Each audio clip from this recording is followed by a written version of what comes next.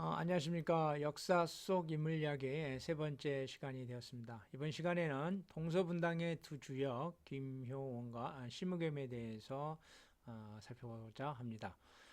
동인 서인 또 동서분당에 대해서 많이 들어보셨을 것이고요. 또 그 분당의 주역이라고 하는 김효원과 심의겸에 대해서 한두 번씩은 들어보셨을 텐데, 정작 김효원과 심의겸이 어떤 인물이다 라는 것에 대해서는 별로 많이 언급이 되지 않고 있는 것 같습니다.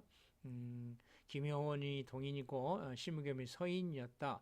이 정도 선에서 이야기가 되고 그 이상 깊이 있는 논의는 안 되는 것 같아요. 그래서 이번 시간에는 김효원과 심의겸에 대해서 조금 알아보는 시간을 가져보고자 합니다. 화면에 보시면 사색당파라는 말을 제가 가져왔는데, 조선 정치사를 비판적으로 논할 때 반드시 등장하는 용어가 바로 이 사색당파라는 말입니다. 네 가지 색깔에 들어서 네 개의 붕당이 있다라는 것을 말하는 것으로요. 처음에는 동인, 서인, 남인, 북인을 이렇게 가리키는 말로 쓰였는데, 후에 서인이 노론과 소론으로 나누어진 뒤에는 노론, 소론, 남인, 북인 이 4대 당파를 가리키는 말로 쓰이게 됐습니다. 그래서 서인이 노론과 소론으로 이제 나누어지게 되고, 동인이 남인과 북인으로 나누어지죠. 이제 광해조 때는 바로 이 북인들이 정권을 좌지우지했었고요. 이후에 인조반정을 통해서 광해조가 꺾이면서 이 북인들 정파도 마찬가지로 역사에서 사라지게 되게 됩니다. 자, 그러면 오늘 이야기하게 되는 이 동서분당과 관련된 이야기를 조금 알아보도록 하겠습니다. 동서분당에서는 바로 여기 나오는 심의겸하고 김효원이 등장을 하는데요. 심의겸을 편든 사람들을 심의겸이상 건천동을 빗대어서 도성 서쪽에 있는 파당이라는 의미로 서인이라고 했고요. 김효원을 편든 사람들을 김효원이 산 정릉동, 현재는 정동으로 이렇게 불리고 있죠. 빗대어 도성 동쪽의 동인이라고 했습니다. 바로 여기서 조선의 붕당과 당파가 태동한 것입니다. 근데 이제 이 동인, 서인 이렇게 해서 지역, 그러니까 동쪽, 서쪽 이렇게 구별을 해서 동인, 서인이 됐는데, 이 동서분당에 대한 이야기에 대해서요. 지천 최명길이 평을 해 놓았는데, 제가 볼 때는 굉장히 여실하고 또 나름대로 공정한 이야기인 것 같아서 한번 소개를 조금 해 드리려고 합니다. 지천이 이제 지천집에 실려 있는 내용을 연려실기술에서 이제 가져와 전제한 거죠. 뭐라고 돼 있냐면 처음 이렇게 시작을 합니다. 동과 서의 틈은 심의겸과 김효원에서 시작되었다. 그리고 심의겸이 김효원을 배척하면서 말하기를 권신의 사이, 곧 윤원영의 사이인 이조민에게 몸을 의탁하였다 하였으니 이것은 본래 사실이었다.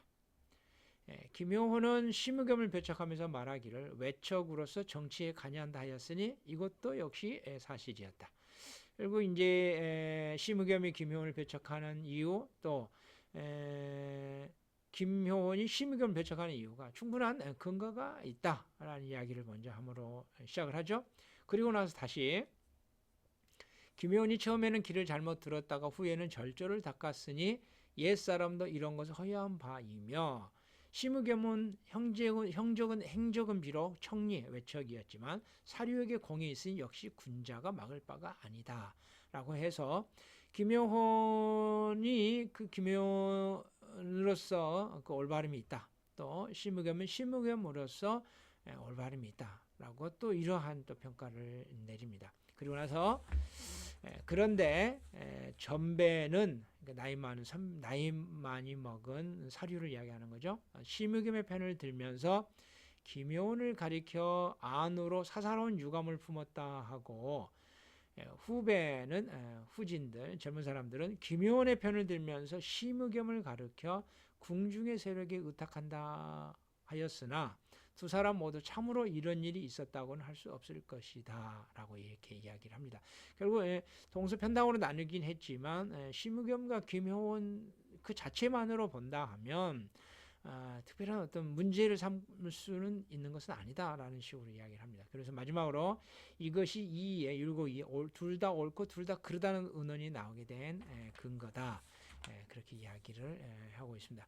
결국 최명길의 이야기를 이렇게 정리를 해보면 최명길은 여기서 동서분당이 김효원과 신명겸의 알력에서 발달한 것은 맞지만 결국에 동서분당으로 굳어진 정황을 살펴보면 선배 사류는 심의겸 편을 들면서 김효원을 가리켜 안으로 사사로운 유감을 품었다고 비판하고 후배 사류는 김효원의 편을 들면서 심의겸을 가리켜 궁중의 세력이 의탁한다고 비판하는 과정에서 격하던 것으로 정작 심의겸과 김효원 당사자들은 그렇지 않았다고 설명을 하고 있습니다. 아마도 최명길의 이 평이 가장 사실에 부합한 것으로 저는 생각이 됩니다. 그렇다면 이어서 김효원과 심의겸 각각에 대한 조금 이해를 좀 도와드리고자 합니다. 먼저 그 이야기 나온 거는 박세채의 동유사우록에 기록된 심의겸에 대한 이야기입니다. 박세채는 바로 동국 18년의 한 분이시고 또 노론과 소론으로 갈라졌을 때에 윤중과 송시열 사이에서도 이렇게 중재를 하려고 했던 인물입니다. 따라서 박세채 자체로 본다면 어떤 객관성들을 조금 가지려고 하는 입장이 있었다. 그렇다면 박세채가 쓴 이 동유사유록에 역시 나름대로 좀 객관성을 담보하려고 했던 것이 아니냐라고 우리가 한번 생각해 볼 수 있습니다. 근데 거기에 보면 이제 이런 표현들이 나오는 거거든요. 영모가 단정 엄숙하고 또 아름다운 수염은 길이가 한자에 이르렀으며 또 술을 한 마를 마셔도 어지러운 언동이 없었다. 공무에서 여가가 생기면 집신을 신고 명아주 지팡이를 짚은 채 산수를 찾아 소요하였다라는 이런 표현들이 나와요. 그 다음에 풍채가 엄연하여 바라보면 존경심이 일어났다라는 그런 이야기들을 합니다. 김효원이 과거 장원급제한 인물입니다. 거기다가 이 풍채도 굉장히 좋다라는 것들을 우리가 또한 알 수 있습니다. 자, 다른 기록이 한번 또 나와 있는데요. 여기 보면 선조 수정실록에 실린 김효원의 졸기를 조금 살펴볼 필요가 있습니다.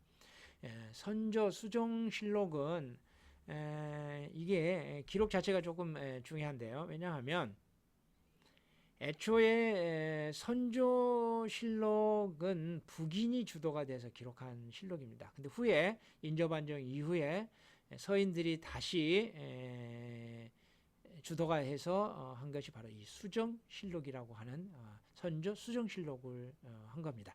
근데 거기에 보면은 이렇게 이야기를 합니다. 벼슬살이는 살이에 있어서 청렴결벽하였고 또 일을 처리하는 데 있어서도 정결하고 민첩하게 하였으며 또 새 고을을 여기 말하는데 치적이 아주 우수하였다. 상당히 유능한 관료이고 또 청렴결벽하였다라는 것들을 이제 알 수 있습니다. 한편 이제 그러면서도 뭐라고 그러냐면 젊었을 때 날렵하 일을 좋아하였고 논의가 과격하였으므로 동료들이 두려워하여 모두 그 밑에 있었는데 또한 이 때문에 여러 사람에게 원한을 사기도 하고 끝내 당파의 괴수라는 명목을 얻어 외직에 보임되었다. 이게 바로 동서분당 이후에 김효원의 어떤 그 환도 관직 생활에 대한 이야기를 쓰고 있는 거죠. 이런 부분들 안에서 과격하였다라는 부분들은 또한 그런 내용들을 담고 있는 것 같습니다. 그리고 마지막에 이제 유성룡이 한 말을 또 이제 적어놨는데요. 김효원은 강방정직하니 의당 동류 중에서 제1인자가 될 것이다라는 평을 이렇게 붙였습니다. 서해 유성룡은 비록 이제 동인이었기는 하지만 이 서예 자체가 가지고 있는 그 위상이 있지 않습니까? 그래서 이 서예의 이러한 평을 들어봤을 때에도 김효원이 어떠한 인물이냐 하는 것을 우리가 한번 또 추정해 볼 수 있습니다. 결국 아까 제가 앞에서 말씀드렸듯이 인조반정 후에 수정, 선조실록, 개수의 주도적인 자리에 있던 사람들이 바로 서인들인데, 이들이 동인의 영수였던 김효원의 졸기를 쓰면서 이러한 평을 했다고 한다면 이건 상당히 사실에 가까운 평일 것이다 라는 부분들을 우리가 한번 추정해 볼 수 있다는 것입니다. 그런데 이처럼 김효원이 이러한 부분이 있음에 불구하고 역사 속에서 사라지게 된 이유들이 뭐가 있을까? 여러 가지 이유가 있을 수 있겠습니다만 그 중에 한 가지를 조금 이야기를 한번 해보고자 합니다. 김효원이 역사에서 사라진 이유에 대한 어떤 논의들, 한번 그런 이야기들을 한번 알아보고자 합니다. 김효원의 그 절기에 보니까요, 아주 좀 조금 주목할 부분이 있습니다.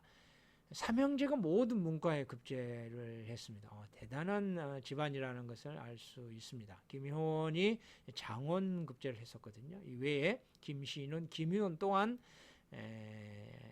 과거 급제를 했다고 그랬으니 이거 상당한 집안이라고 하는 것을 알 수 있습니다. 근데 이제 그 부분에 보면은 김효원이 이렇게 이제 아오, 김신원, 김의원 모두 문과급제 영재들인데 이제 두 동생들도 당시에 명성이 굉장히 높았다라고 이야기를 합니다.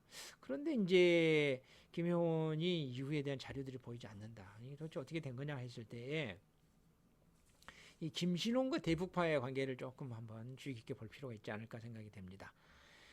서인들이 조선 후기 정치를 이제 주락펴락하는 과정에서 동생 김신원이 대북에 속하여 임해군을 사사하게 하고 소북을 제거하기 위한 개축 옥사를 잘 다스렸다고 해서 익사공신으로 체군이 되고 후에 숭양 부홍군에 봉해졌다가 인조반정으로 그 훈작이 추탈되는 사건이 일어납니다.